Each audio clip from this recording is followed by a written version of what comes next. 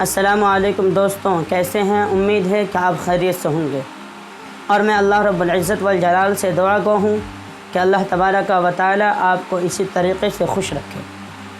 دوستو، آئیے آج بات کرتے ہیں حضرت مصعب بن عمیر رضی اللہ تعالیٰ عنہ کے سلسلے میں۔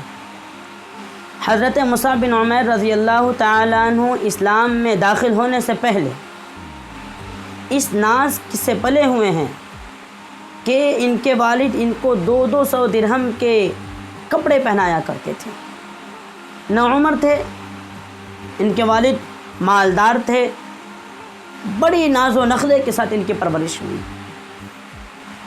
اسلام کے شروعی زمانے میں گھر والوں سے چھپ کر کے مسلمان ہو گئے۔ اس طریقے سے حالت گزرتی رہی۔ جب ان کے گھر والوں کو خبر ملی تو انہوں نے ان کے ہاتھ کو باندھ کر قید کر دیا۔ چند روز اسی طریقے سے ان کی حالت گزرتی رہی، اور جب موقع ملا تو گھر سے بھاگ گئے، اور حبشہ کی طرف کچھ لوگ ہجرت کر رہے تھے، ان لوگوں کے ساتھ ہجرت کر لیے، اور واپس آ کر مدینہ منورہ بھی ہجرت فرمائی۔ اس کے بعد زہد و فقر کی زندگی بسر کرنے لگے۔ ایسی تنگی کی حالت تھی کہ ایک مرتبہ حضور پاک صلی اللہ علیہ وسلم تشریف فرماتے، حضرت مصعب بن عمیر رضی اللہ تعالیٰ عنہ سامنے سے گزرے۔ ان کے پاس صرف ایک چادر تھی، اور وہ بھی کئی جگہ پیبند لگی ہوئی تھی، اور ایک پیبند ایسا تھا کہ کپڑوں کے بجائے چمڑے کا پیبند لگا ہوا تھا۔ حضور پاک صلی اللہ علیہ وسلم ان کی اس حالت اور اس پہلی حالت کا تذکرہ فرماتے ہوئے آنکھوں میں آنسو بھر لائے۔ غزوہ احد میں مہاجرین کا جھنڈا انہی کے ہاتھوں میں تھا۔ مسلمان پریشانی کی حالت میں منتشر ہو رہے تھے، اور یہ جمے کھڑے ہوئے تھے، جھنڈا لے کر کے میدان کے اندر جمے رہے۔ ایک کافر ان کے قریب آیا اور ہاتھ کاٹ دیا تاکہ جھنڈا نیچے گر جائے اور مسلمانوں کی گویا کھلی شکست ہو جائے۔ انہوں نے فوراً دوسرے ہاتھ میں جھنڈا لے لیا، اس نے دوسرا ہاتھ بھی کاٹ ڈالا۔ انہوں نے دونوں بازوؤں کو جوڑ کر کے جھنڈے کو سینے سے چمٹا لیا۔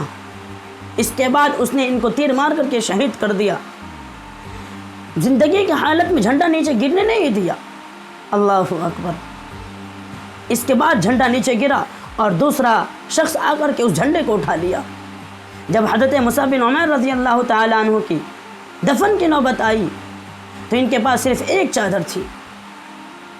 جب سر کی طرف ڈھانکا جاتا تو پیر کھل جاتے، اور پیر کی طرف کی جاتی تو سر کھل جاتا۔ حضور پاک صلی اللہ علیہ وسلم نے فرمایا کہ سر کی طرف ڈھانک دو اور پیر کی طرف اذخر کے پتے ڈال دو۔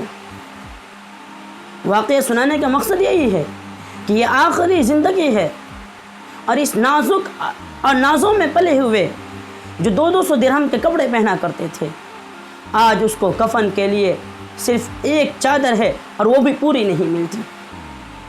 اور ان کی ہمت یہ تھی کہ زندگی کی حالت میں جھنڈا کو نیچے گرنے نہیں دیا۔ دونوں ہاتھ کٹ گئے پھر بھی جھنڈا کو چھوڑا نہیں۔ بڑے نازوں کے ساتھ پرورش ہوئی ان کی، لیکن اللہ تبارک و تعالیٰ کے لیے اعلاء کلمت اللہ کے خاطر ان کا ایمان اتنا مضبوط ہو چکا تھا، اتنا مضبوط ہو چکا تھا کہ چین، سکون، آرام، راحت سب کچھ اللہ کے لیے قربان کر دیا، صرف اور صرف ایمان کے خاطر، صرف اور صرف اللہ کے کلمے کے خاطر، صرف اور صرف اسلام کے خاطر۔ آج ہمارے صحابہ کرام کو برا بھلا کہا جا رہا ہے۔ میں ان کو آگاہ کرنا چاہتا ہوں، لا تسبوا اصحابی، میرے صحابہ کو برا بھلا مت کہو۔ اس واقعے کے اندر ہمارے لیے عبرت ہے، نصیحت ہے۔ ہم خود سمجھنے والے ہیں، ہم فہم والے انسان ہیں۔ اس واقعے کے اندر غور و فکر کرے اور اپنے آپ کو صحابہ کرام کی طرح بنانے کی کوشش کرے۔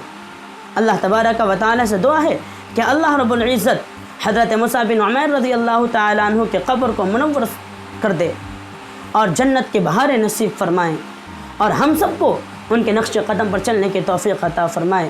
پھر انشاءاللہ العزیز اگلی ویڈیو میں ملتے ہیں۔ السلام علیکم ورحمۃ اللہ وبرکاتہ۔